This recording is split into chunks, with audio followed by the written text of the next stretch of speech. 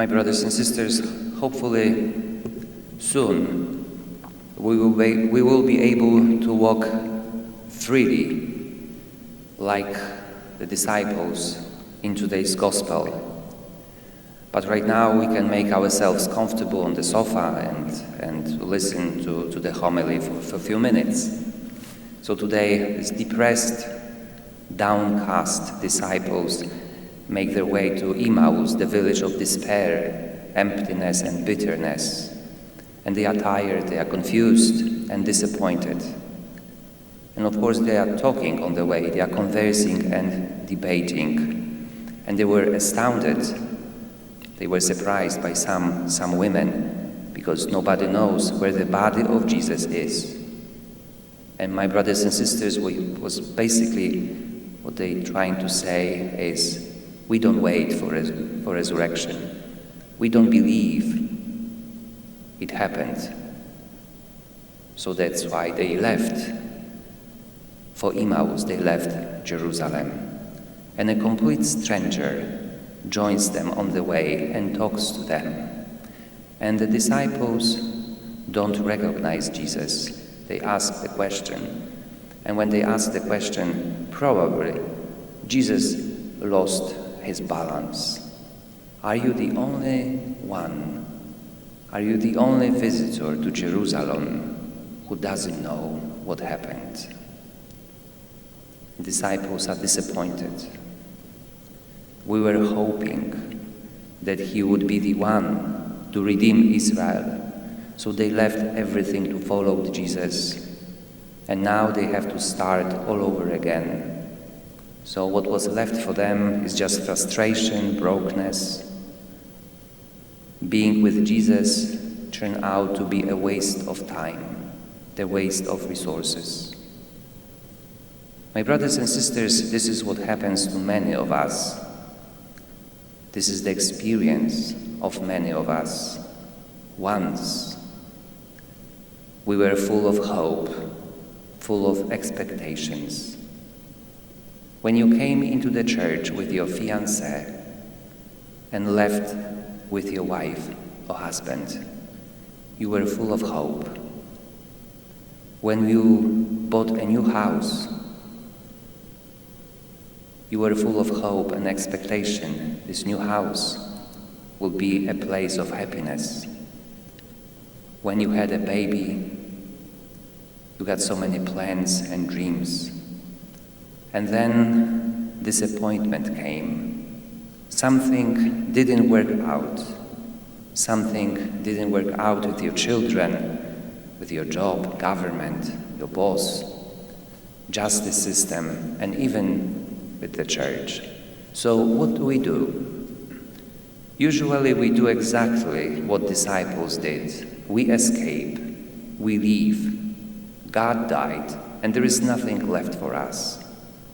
My hope died, my future died. It was a waste of time. It was a waste of money and resources. So we escape.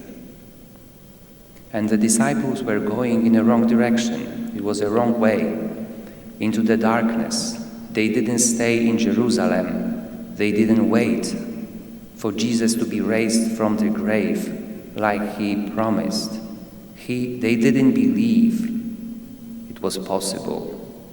So they were going to Emmaus, far away from an empty grave, away from life and away from salvation. So my brothers and sisters, what's the good news for today? The good news is that Jesus doesn't give up on them. Jesus walks with them, even when they go in a wrong direction, even when they are not aware of his presence. And maybe you are the one who is terrified by your sinfulness. Maybe you think that your life is a mess, you are disappointed, you are powerless. The lost wages are not the biggest problem of your life because you lost so much. Maybe you lost your wife, your husband, your kids. Maybe you think you already lost your life. You look at your miserable life and ask the question, what will happen to me Will God reject me? Will God discard me, throw me away? Like Jesus was walking with them, so today you can be sure that Jesus is walking with you. Even when you are going to do something stupid, even when you stray, you sin, you lie, you cheat, you steal, Jesus doesn't abandon you. Jesus is walking with you to bring you back. So today's gospel gives us hope. Every time you are going into the darkness, into sin, into destruction, Jesus walks with you. Jesus doesn't leave you alone. We might not recognize him. We might cry, my God, why have you forsaken me? But Jesus is always close, trying to explain everything to us. My brothers and sisters, I'm sure many of us know the poem that can be found on many prayer cards. The title of this poem is Footprints in the Sand. I know it's well known, but let me remind you. One night, a man had a dream. He dreamed he was walking along the beach with the Lord. Across the sky flashed scenes from his life. For each scene, he noticed 2 sets of footprints in the sand, one belonging to him and the other to the Lord. When the last scene of his life flashed before him, he looked back at the footprints in the sand.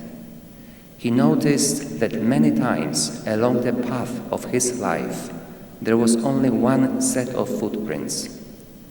He also noticed that it happened at the very lowest and saddest times in his life.